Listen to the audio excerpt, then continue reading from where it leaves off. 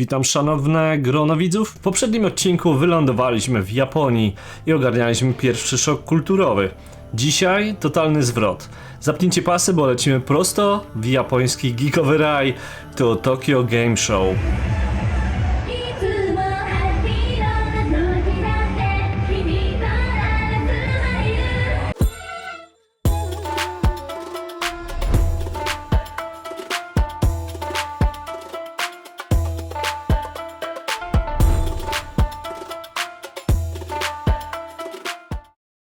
TGS odbywa się w Makuhari Messe, czyli miejscu, które wygląda jakby ktoś połączył hangar lotniczy z Disneylandem. Co roku przywija się tu 250 000 ludzi i każdy przychodzi po coś innego. Jedni po nową grę, inni po selfie z cosplayerem, a niektórzy po limitowaną figurkę, której już nigdzie nie dostaniesz. Ja tak dorwałem malutką figureczkę z Akiry. Zajebista. Jeśli chcesz wejść bez półgodzinnej kolejki, przyjdź nie z samego rana, dopiero godzinę po otwarciu, ponieważ tak sprawnie organizują tam wejście, że później wejdziecie bez żadnego problemu.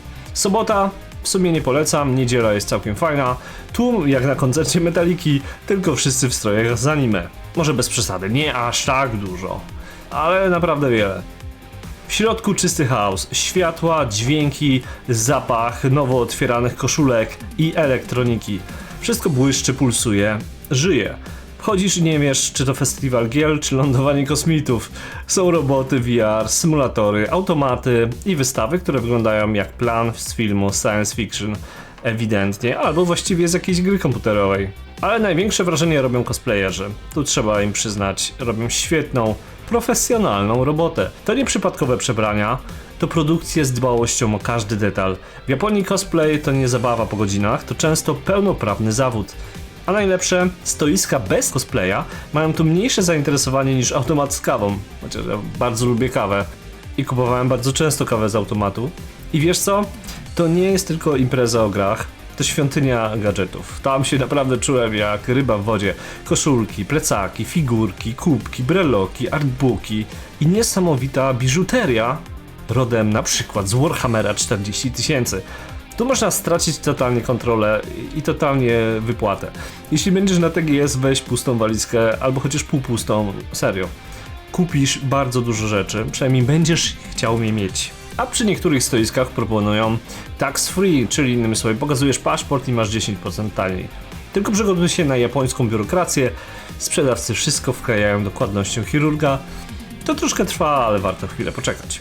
A po TGS czas na Akihabarę, dzielnica, która nigdy nie śpi. Gdzie jestem? Tu jest milion rzeczy. Tu jest milion rzeczy wszędzie. I na każdym rogu jest jakiś sklep. Tu są 8-piętrowe sklepy, które wam już pokazywałem dla geeków. Każdy z innym światem, na każdym piętrze.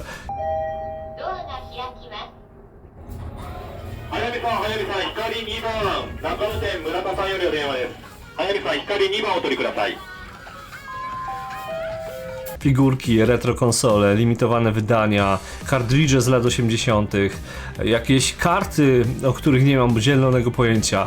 Wszystko właściwie, o czym marzyłeś jako dzieciak i nawet o tym nie wiedziałeś. Podziemna uliczka taka, gdzie sprzedają masę rzeczy, w tym DVD, kurde. A gość tu obok sprzedaje monety stare. Zajebiste miejsce. I dużo jedzenia dookoła. Takie pod ziemią wszystko tutaj jest. W tle dźwięki, pachinko, neony, reklamy anime i Tamagotchi. Widziałem pełnoprawne Tamagotchi. On to jeszcze żyje. Całe Tokio wygląda jak żywe intro do cyberpunkowej gry, tylko że to jest prawdziwe. Ale za tym wszystkim stoi coś więcej. Tokyo Game Show to symbol technologicznej Japonii, kraju, który stworzył Walkmana, Game Boya i pociąg maglev.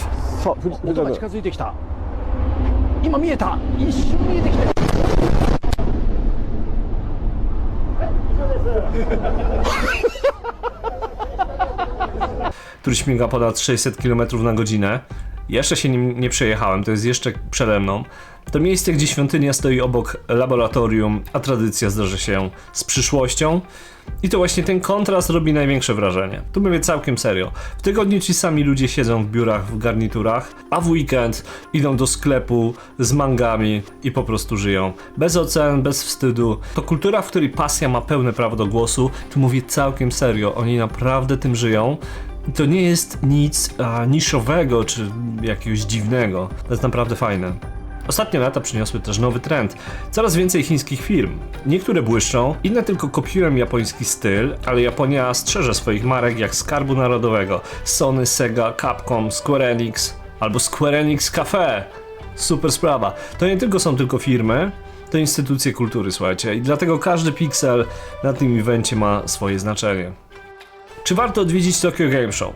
Zdecydowanie tak. Nawet jeśli nie grasz.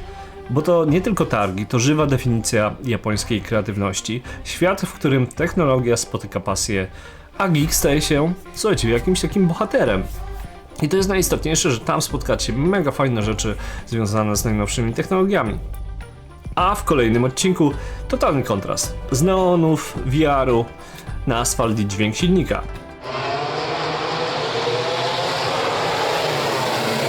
Będzie motocyklowa Japonia i MotoGP Japan. Zupełnie inny hałas, słuchajcie, ale równie intensywny. Zapraszam serdecznie. Gdzie ja jadę? Ja pierdolę.